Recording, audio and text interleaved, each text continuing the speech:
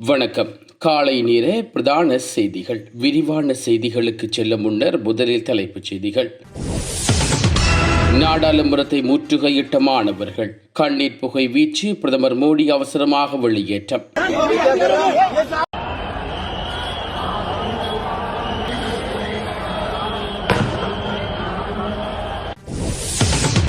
உயர்தர பரீட்சை மாணவர்களுக்கு வெளியான முக்கிய அறிவிப்பு. பெறுபேறுகளை பார்க்கும் நேரடி லிங்க் இதோ.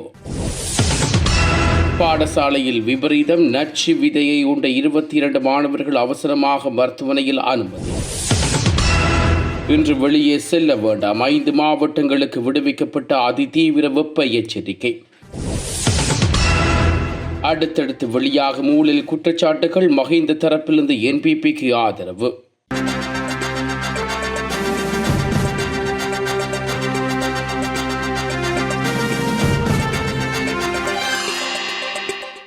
கிழக்கு மாகாணத்திலும் மேலும் 5 மாவட்டங்களிலும் கடும் வெப்ப அலைகள் நிலவும் என வளிமண்டல திணைக்களம் எச்சரிக்கை விடுவித்துள்ளது. அதற்கமைய கிளிநொச்சி, முல்லைத்தீவு, வவுனியா, புலனறுவை மற்றும் ஒன்றாகலை ஆகிய மாவட்டங்களிலும் கிழக்கு மாகாணத்திலும் அதிக வெப்பநிலை நிலவக்கூடும். இதனால் பகல் வேளைகளில் மனித உடலால் உணரப்படும் வெப்பநிலையானது சில இடங்களில் கவனம் செலுத்த வேண்டிய மட்டத்துக்கு அதிகரிக்கும் என்றும் தெரிவிக்கப்பட்டுள்ளது. கடும் வெப்பத்தின் தாக்கத்தை குறைப்பதற்கான போதுமான அளவு தண்ணீர் குடித்தல், நாளின் வெப்பமான நேரங்களில் கடுமையான வெளிப்புற செயற்பாடுகளை கட்டுப்படுத்துதல் போன்ற சுகாதார பாதுகாப்பு முன்னெச்சரிக்கை நடவடிக்கைகளை பின்பற்றுமாறு பொதுமக்கள் அறிவுறுத்தப்பட்டுள்ளார்கள். நீட் உட்பட தேசிய தேர்வுகளில் இடம்பெற்றதாக கூறப்படும் முறைகேடுகள், வினாத்தாள் கசிவுகள் மற்றும் தொழில்நுட்ப கோளாறுகளுக்கு எதிர்ப்பு தெரிவித்து காக்ரோச் ஜனதா கட்சி மற்றும் பல்வேறு மாணவர்கள் அமைப்புகள் இணைந்து நேற்று புதுடெல்லியில் போராட்டத்தில் ஈடுபட்டார்கள். நாடாளுமன்ற மழைக்கால கூட்டத்தொடர் தொடங்கிய நாளில் நடைபெற்ற இந்த போராட்டத்தில் கல்வி அமைச்சர் தர்மேந்திர பிரதான் உடனடியாக பதவி விலக வேண்டும் என்றும் தேசிய தேர்வு முறையில் வெளிப்படையான சீர்திருத்தங்கள் மேற்கொள்ளப்பட வேண்டும் என்றும் மாணவர்கள் வலியுறுத்தினார்கள். ஜந்தர் மாந்தர் பகுதியிலிருந்து நாடாளுமன்றத்தை நோக்கி பேரணியாக சென்ற முயன்ற போராட்டக்காரர்களை டெல்லி போலீசார் தடுத்து நிறுத்தினார்கள். இதனால் பதட்டம் ஏற்பட்ட நிலையில் கூட்டத்தை கலைக்க போலீசார் கண்ணீர் குண்டுகளை வீசியதுடன் தடியடியை நடத்தினார்கள். போலீசார் நடவடிக்கைகள் மேற்கொண்டதைத் தொடர்ந்து பல மாணவர்கள் சிறுதி ஓடியுடன் சிலர் காயமடைந்ததாக தகவல்கள் வெளியாகியுள்ளது. மே மாதத்தில் தொடங்கப்பட்ட காக்ரோச் ஜனதா கட்சி இந்தியாவின் கல்வி முறை, வேலைவாய்ப்பின்மை மற்றும் இளைஞர்களின் எதிர்காலம் தொடர்பான அதிருப்தியை மையமாக கொண்டு அண்மை காலங்களில் பெரும் ஆதரவை பெற்று வருகிறது. இந்த போராட்டம் சிஜேபிக்கு ஆதரவாக 20 நாட்கள் உண்ணாவிரத்தில் ஈடுபட்ட இந்த சமூக செயற்பாட்டாளர் சோனம் வாங்கிக்கு சனிக்கிழமை கட்டாயமாக மருத்துவமனைக்கு அனுமதிக்கப்பட்டதைத் தொடர்ந்து மேலும் தீவிரமடைந்துள்ளது. இதற்கிடையில் போராட்டத்துக்கு அனுமதி வழங்கவில்லை என்றும் மத்திய டெல்லியின் சில பகுதிகளில் அமுலில் இருந்த தடையுத்தரவை மீறுவோர் மீது சட்ட நடவடிக்கை எடுக்கப்படும் என்றும் டெல்லி போலீசார் தெரிவித்தார்கள். அரசு தரப்புடன் பேச்சுவார்த்தை நடத்துவதற்கான சிஜேபியின் 2 பிரதிநிதித்துவ மூத்த அமைச்சர் ஒருவரை சந்தித்து தங்களது கோரிக்கை அடங்கிய மனுவை கையளிப்பதாக இயக்கம் அறிவித்தது. இதனிடையே போராட்டத்தை ஒட்டிய மத்திய டெல்லியின் சில பகுதிகளில் இணைய சேவைகள் தற்காலிகமாக நிறுத்தப்பட்டுள்ளன. நாடாளுமன்றத்தின் 2 அவைகளிலும் எதிர்க்கட்சி உறுப்பினர்கள் கல்வி அமைச்சர் நரேந்திர பிரதானின் பதவி விலகலை வலியுறுத்தி முழக்கங்களை எழுப்பியதுடன் மாணவர்களுக்கு நீதி வழங்கப்பட வேண்டும் என்றும் கோரிக்கை விடுவித்தார்கள். போராட்டம் மிக தீவிரமடைந்து மாணவர்கள் நாடாளுமன்றத்தின் பிரதான நுழைவாயில்களை நெருங்கியதை அடுத்து நாடாளுமன்றம் மற்றும் குடியரசுத் தலைவர் மாளிகையில் அனைத்து பாதுகாப்பு கதவுகளும் அவசரமாகவும் சீல் வைக்கப்பட்டு மூடப்பட்டன. பாதுகாப்பு காரணங்களுக்காக நாடாளுமன்றத்துக்கு இருந்த மூத்த அரசு அதிகாரிகள் பாதுகாப்பான இடங்கள் மூலமாக வெளியேற்றப்பட்டார்கள். பல்லாயிரக்கணக்கான மாணவர்கள் மிக அருகிலிருந்து திரண்டு முழக்கமிட்டுக் கொண்டிருந்த அதே நேரத்தில் பிரதமர் நரேந்திர மோடியின் வாகன அணிவகுப்பு நாடாளுமன்ற வளாகத்தை விட்டு அவசரமாக வெளியேறியது. பாதுகாப்பு முன்னெச்சரிக்கையாக ராஜீவ் சவுக், ஜவஹர் பட்டேல் சவுக், மத்திய செயலகம் உட்பட 5 முக்கிய டெல்லி மெட்ரோ தொடர்ந்து நிலையங்களின் நுழைவாயிலில் உடனடியாக மூடப்பட்டுள்ளன. நாடாளுமன்றத்தில் உள்ளேயும் எதிர்க்கட்சி எம்பிகள் நீட் முறைகேடு தொடர்பாக பிரதமர் மோடிக்கு எதிராக கடும் முழக்கங்களை எழுப்பியதால் அவையும் சிறிது நேரம் ஒத்திவைக்கப்பட்டது. தற்போது நாடாளுமன்ற பகுதி பலத்த இராணுவ கட்டுப்பாட்டுக்குள் கொண்டு வரப்பட்டுள்ளமை குறிப்பிடத்தக்கது. 2025 ஆண்டுக்கான கல்வி பொருத்தராதர உயர்தர பரீட்சையை பொது தகவல் தொழில்நுட்ப பரீட்சை பெறுபேறுகள் நேற்று வெளியிடப்பட்டுள்ளன. அதன்படி பரீட்சைகள் திணைக்களத்தின் உத்தியோகபூர்வ இணையதளங்களில் ஒன்றான www donors.lk மற்றும் www.results.exam.gov.lk ஆகியவற்றின் மூலம் பரீட்சைகளை உத்தியோகபூர்வ பெறுபவர்களை பார்வையிட முடியும் என்றும் பரீட்சைகள் திணைக்களம் தெரிவித்துள்ளது. இந்த பரீட்சைக்காக மொத்தம் 2,235 பேர் விண்ணப்பித்திருந்தார்கள். அவர்களில் 1,99,598 பேர் பாடசாலை பரீட்சார்த்திகளாகவும் 637 பேர் தனிப்பட்ட பரீட்சார்த்திகளாகவும் விண்ணப்பித்திருந்தார்கள். இவர்களில் 1,47,407 பேர் மாத்திரமே பரீட்சைக்கு தோற்றியிருந்தமையும் குறிப்பிடத்தக்கது. திருகோணமலை கந்தளை பகுதியில் ஒரு வகை நச்சு விதையை உட்கொண்டமையினால் சுகையினமடைந்த பாடசாலை மாணவர்கள் 22 பேர் மருத்துவமனையில் அனுமதிக்கப்பட்டுள்ளார்கள். தரம் 6 கல்வி பயிலும் 22 மாணவர்களே மருத்துவமனையில் அனுமதிக்கப்பட்டுள்ளதாக கந்தளாய் மருத்துவமனையில் மருத்துவ அச்சிகிச்சகர் தெரிவித்துள்ளார். தரம் 6 கல்வி பயிலும் 22 மாணவர்களே மருத்துவமனையில் அனுமதிக்கப்பட்டுள்ளதாக கந்தளாய் மருத்துவமனையின் மருத்துவ அச்சிகிச்சகர் எமது செய்தி பிரிவுக்கு தெரிவித்துள்ளார். ஆமணக்கு விதையை குறித்த மாணவர்கள் உட்கொண்டிருக்கலாம் என்று மருத்துவ அச்சிகிச்சகர் குறிப்பிட்டுள்ளார். ஆரம்பகட்ட சிகிச்சைகளின் பின்னர் குறித்த 22 மாணவர்களையும் திருகோணமலை போர் மருத்துவமனைக்கு மேலதிக சிகிச்சைக்காக அனுப்ப நடவடிக்கை எடுக்கப்பட்டுள்ளதாகவும் கந்தளாய் மருத்துவமனையில் மருத்துவ அத்தியட்சகர் தெரிவித்துள்ளார். கந்தளாய் பேராற்று பகுதியில் தரம் 6 கல்வி பயிலும் 20 மாணவர்களும் 2 மாணவிகளுமே மருத்துவமனையில் அனுமதிக்கப்பட்டுள்ளார்கள். சம்பவம் தொடர்பில் விரிவான விசாரணைகள் ஆரம்பிக்கப்பட்டுள்ளமை குறிப்பிடத்தக்கது. புத்தளம் ஆனமடுவு நகருக்கு அருகில் உள்ள பரமகாந்த சதி பகுதியில் இலங்கை போக்குவரத்து சபை பேருந்தும் உந்துருளியும் மோதி இடம்பெற்ற விபத்தில் ராணுவ வீரர் ஒருவர் சம்பவ இடத்திலேயே உயிரிழந்துள்ளார். இவ்வாறு உயிர்ந்தவர் ஆனமடுவ உரியாவ பகுதியைச் சேர்ந்த 38 வயதான 2 பிள்ளைகளின் தந்தையான துமின்ஷ சந்துருவான் விக்ரமராச்சார்ஜி என்று காவல்துறை தெரிவிக்கின்றது. உயிர்ந்த அதிகாரி திருகோணமலையில் நடைபெற்ற நீண்டகால இராணுவ பயிற்சிக்கு பின்னர் கடந்த 19ஆம் தேதி வீடு திரும்பியுள்ளார். விடுமுறை நிறைவடைந்து அவர் நேற்று மீண்டும் பணிக்கு திரும்பியிருந்த நிலையில் விபத்தில் சிக்கி உயிர்ந்துள்ளார். புத்தளத்திலிருந்து குருநாகல் நோக்கி பயணித்துக் கொண்ட இலங்கை போக்குவரத்து சபைக்கு சொந்தமான பேருந்து ஒன்று வேக கட்டுப்பாட்டை இழந்து உந்தருடைய மோதி விபத்து இடம்பெற்றமை ஆரம்பகட்ட விசாரணைகளில் தெரிய வந்துள்ளது. பிரித்தானியாவில் 59வது பிரதமராக என்டி பார்கே உத்தியோகபூர்வமாக பொறுப்பேற்றுள்ளார். பார்கே அண்மையில் நடைபெற்ற தனிப்பட்ட சந்திப்பின் போது புதிய அரசாங்கத்தை அமைக்குமாறு மன்னர் சார்ல்ஸ் அதனை கேட்டுக் கொண்டுள்ளார்.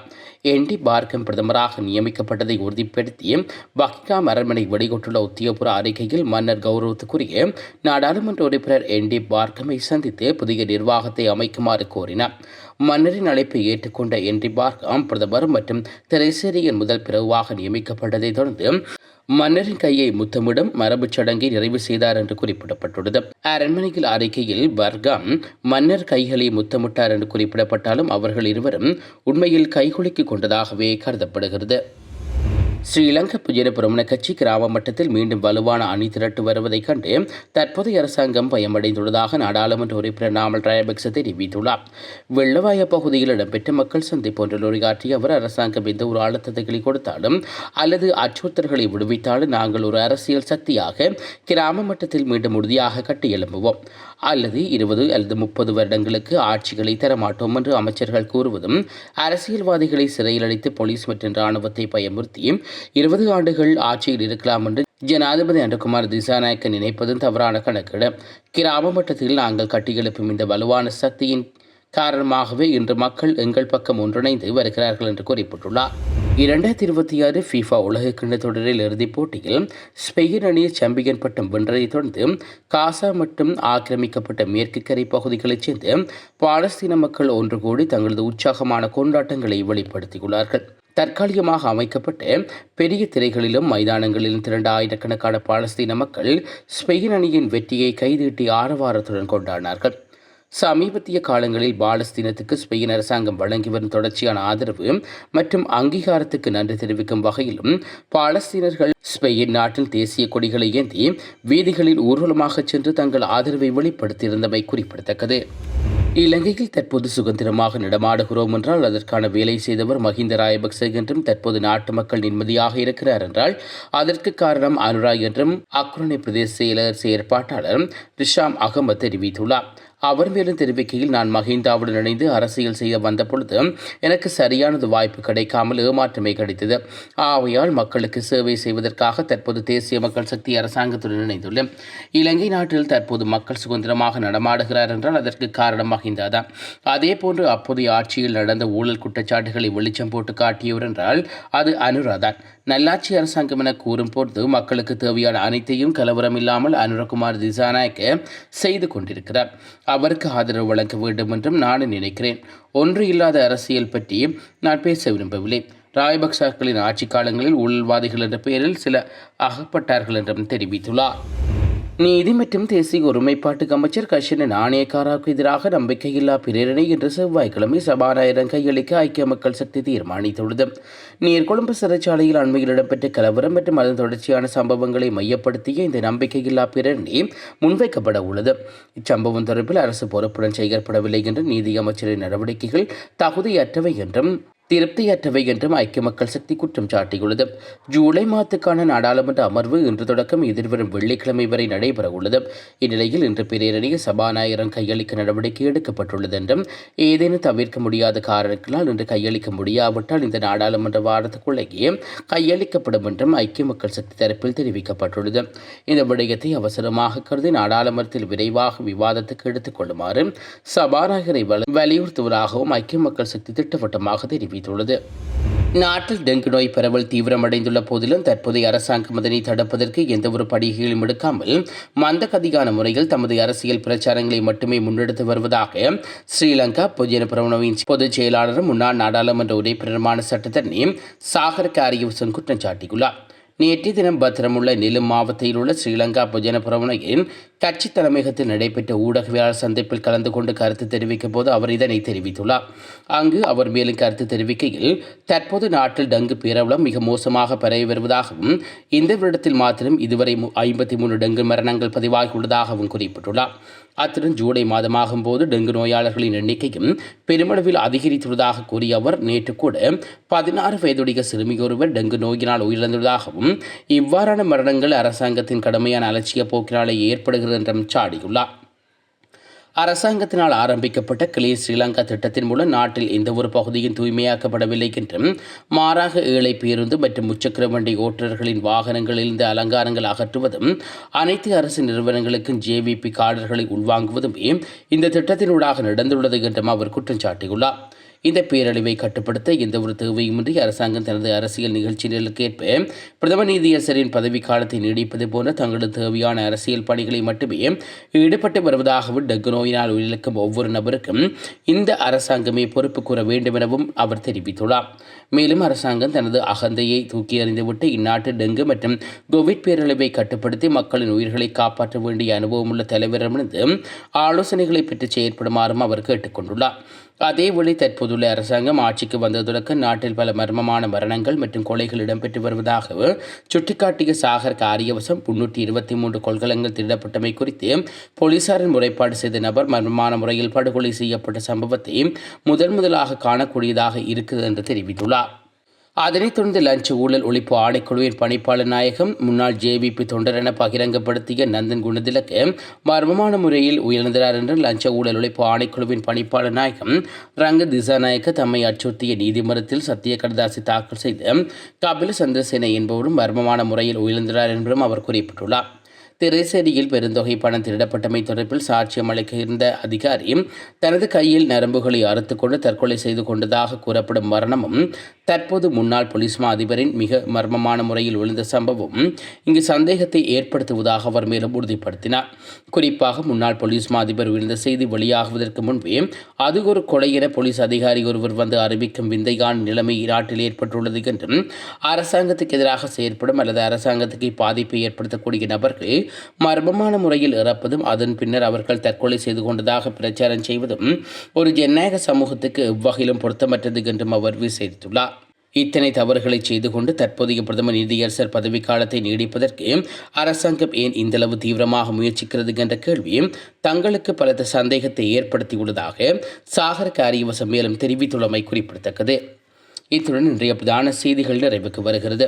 தொடர்ந்து நாளை காலை பிரதான செய்திகளோடு இணைந்து கொள்ளுவோம். நன்றி. இதுபோன்ற செய்திகளை தெரிந்து கொள்ள யாழ் டிவி நியூஸ் சேனலை சப்ஸ்கிரைப் செய்து அருகே இருக்கிற பெல் பட்டனையும் கிளிக் செய்து கொள்ளுங்க. மேலும் இதுபோன்ற செய்திகளை உடனுக்குடன் தெரிந்து கொள்ள யாழ்டிவி.com எனும் இணையதளத்தின் வாயிலாக எங்களோடு இணைந்து கொள்ளுங்கள்.